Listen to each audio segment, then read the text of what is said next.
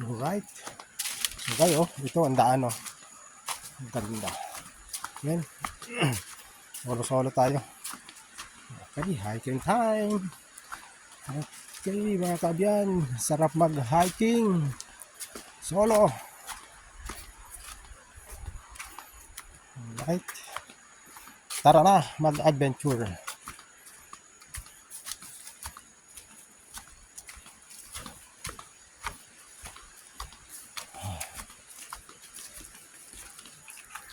So yun nga mga kabyan, solo tayo na aakyat dito, makyat dito sa bundok. So may nakita tayong si Kuya Alvin, salubong natin. Siya daw ay magkukupras.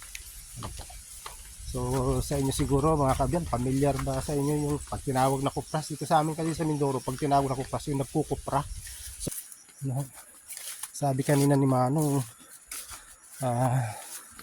kapag nagkukupras o nagbibisita sa isang linggo, mayroong 2 bisis lang maakyat dito yung mga may-ari ng lupa dito. Tanging mga ibon lang, huni na mga ibon lang naririnig natin mga kabyan.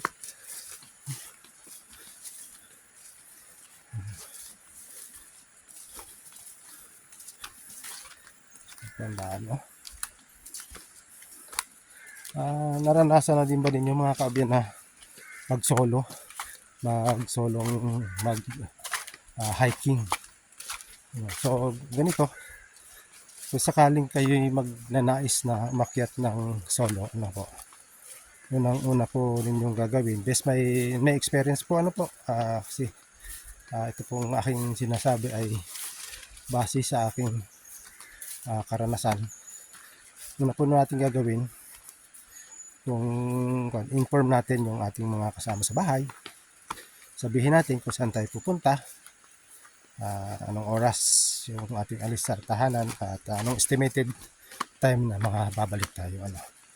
Then prepare tayo ng mga kagamitan natin na halimbawa yung mga cellphone, dapat i-full charge natin kasi pagdating sa bundok wala naman tayo pwedeng pag-charge doon, at unang-una wala din naman tayo pwedeng mapuntahang mga bahay doon, kasi nga kung tayo magja-jungle tour. Alright. So kayo, ito ang daan oh. Ang ganda. Yan. Solo-solo tayo. Okay, hiking time. Okay mga kabyan, sarap mag-hiking. Solo. Alright. Tara na, mag-adventure.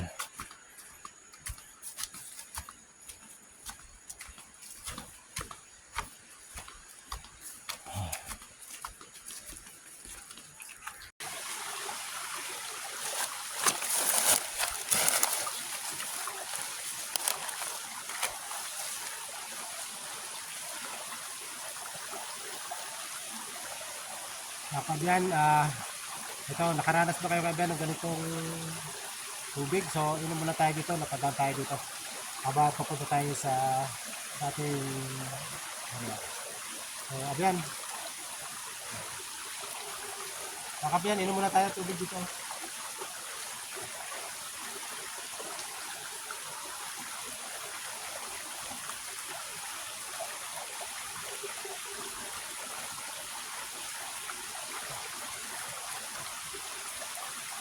Ito ang baso. Ito ang inuman natin.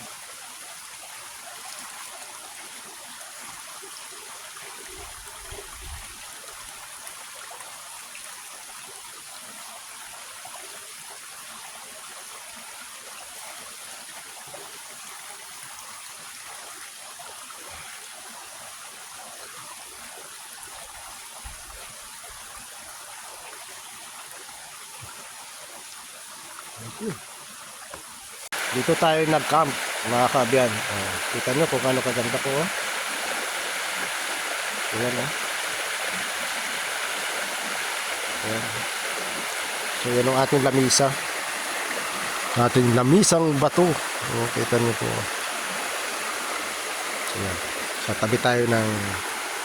Gusto ko sana po lumigo kaso madilim ho yung panahon na sigurado Baka abutin tayo ng ulan. Yan na, sarap po dyan, no? Maligo.